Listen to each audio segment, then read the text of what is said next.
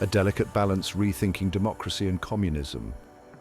Welcome to our deep dive into the ideologies of democracy and communism. Today we'll explore why neither is truly realistic in practice and why a muted democracy might be the answer. Because let's be honest, pure democracy, it's like a toddler with a flamethrower. Fun to watch for about 5 minutes, terrifying for the rest of its existence. And communism? Well, that's like promising everyone a pony, only to find out the pony is actually a shared radish. Disappointing, to say the least. So, what if there's a middle ground, a sweet spot between the chaos of pure democracy and the radishness of communism? We're calling it muted democracy. And before you clutch your pearls and start yelling about Orwell, hear me out.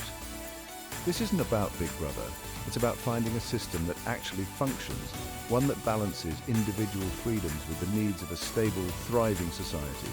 Think of it as democracy, with a slightly more responsible older sibling keeping an eye on things. Over the next few segments, we'll dissect the flaws of both democracy and communism, exploring why they often fall short of their utopian promises. Then we'll delve into the concept of muted democracy, examining how it could potentially offer a more practical and effective approach to government, because sometimes a little less noise can lead to a lot more progress.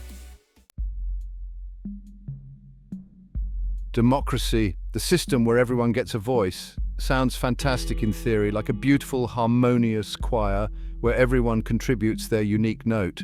The problem is, in reality, half the choir is singing off-key, a quarter are just screaming random lyrics, and the remaining few are desperately trying to conduct while simultaneously putting out small fires started by the off-key screamers. It's chaotic. And while the idea of everyone having equal say is noble, it can quickly devolve into a tyranny of the majority, leaving minority voices drowned out and ignored. The other issue? Complexity. The world is a complicated place filled with nuanced issues that require careful consideration and expertise. Asking the average citizen to become an expert on everything from trade policy to nuclear physics before casting an informed vote is, frankly, ludicrous. It's like asking your dog to file your taxes. Good intentions, disastrous results. This often leads to decisions based on emotion, sound bites, and let's be honest, whoever has the best campaign slogans. And let's not forget the influence of money in politics.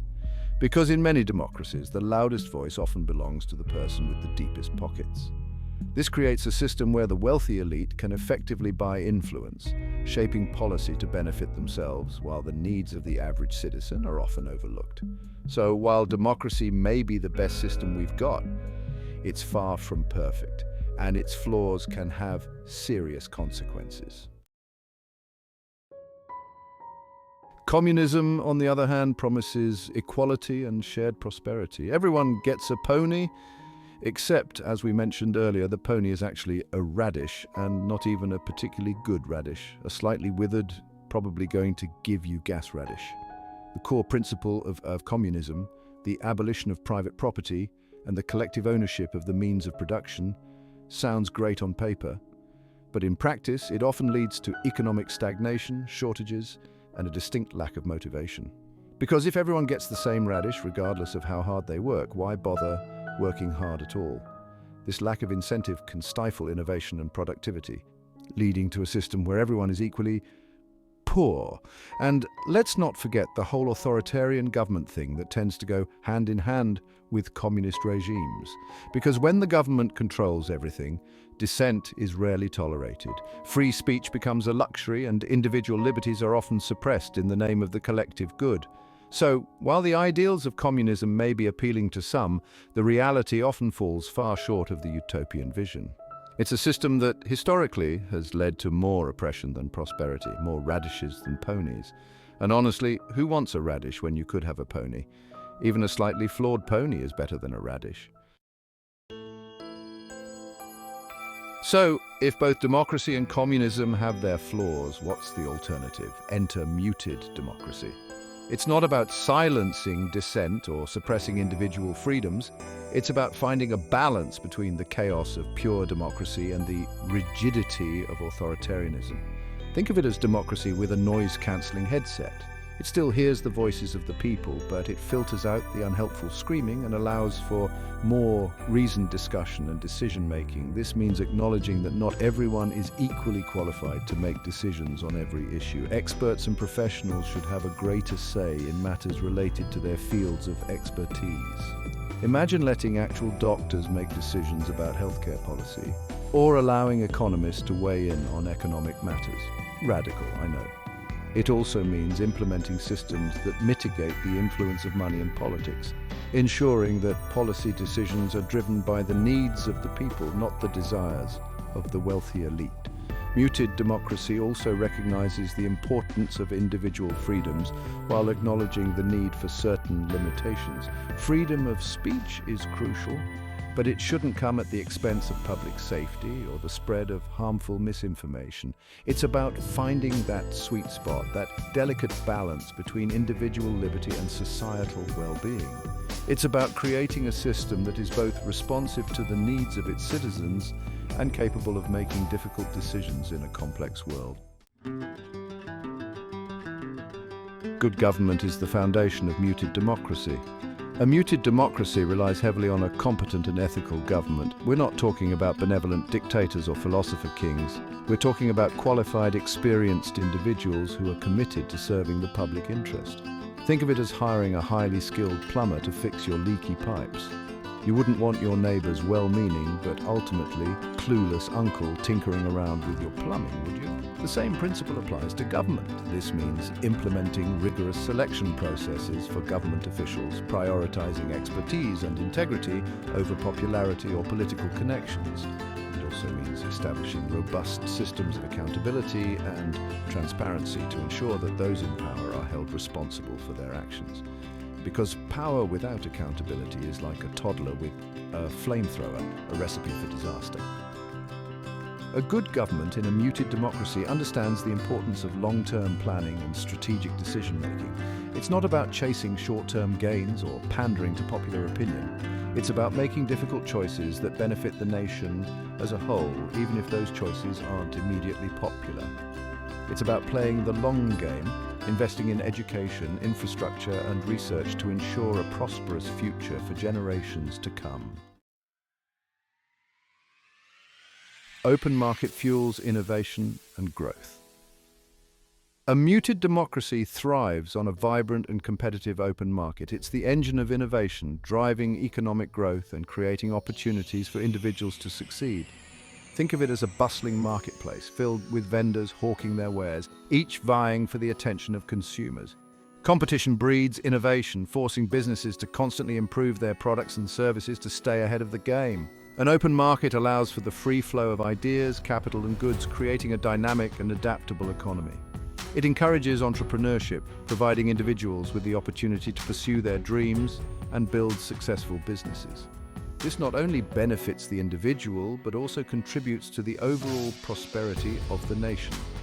However, a truly open market also requires a level playing field.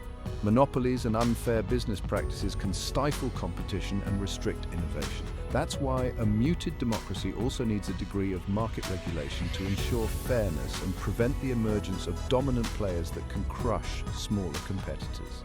It's about finding the right balance between free market principles and the need for oversight to protect consumers and maintain a healthy competitive landscape.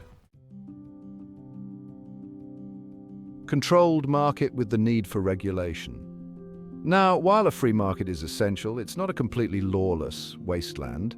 A completely unregulated market is like a playground with no rules. Fun for a while until someone gets their head stuck in the swing set or sets the sandbox on fire. A controlled market within a muted democracy isn't about stifling innovation or picking winners and losers. It's about setting reasonable boundaries and ensuring fair play. Think of it as a referee on the playground. They're not there to stop the game. They're there to make sure everyone plays by the rules. This means implementing regulations to prevent monopolies, protect consumers from predatory practices, and ensure that businesses operate ethically and responsibly. It's about creating a level playing field where everyone has a fair chance to succeed. A controlled market also recognizes the importance of protecting public goods and resources. Things like clean air and water, public health and education are essential for a thriving society, and a responsible government needs to ensure that these resources are protected and managed sustainably. It's about balancing the needs of the market with the needs of the community, ensuring that economic growth doesn't come at the expense of the environment or the well-being of its citizens. Freedom of movement is a balancing act. Freedom of movement is, well, a fundamental human right. The ability to travel, to explore new places, and to seek opportunities elsewhere is essential for individual growth and societal progress. Think of it as the circulatory system of a healthy society, allowing ideas, cultures, and people to flow freely, enriching communities and fostering innovation. However, unrestricted freedom of movement can also pose challenges, particularly in a densely populated world with limited resources.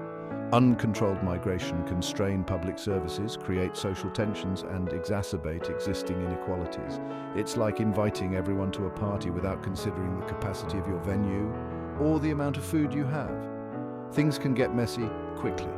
A muted democracy recognizes the importance of balancing individual freedoms with the practical realities of managing a complex society. This means implementing sensible immigration policies that allow for the controlled flow of people while maintaining social order and ensuring the well-being of both existing residents and newcomers. It's about finding a sustainable approach that benefits everyone, not just a select few. Freedom of speech is a cornerstone of any democratic society. The ability to express oneself freely, to challenge authority, and to hold those in power accountable is essential for a healthy and functioning democracy. Think of it as the pressure release valve of a social system, allowing for the venting of frustrations and the airing of grievances before they escalate into something more dangerous. However, freedom of speech is not absolute. There are limits to what can be said without causing harm to others or undermining the very fabric of society.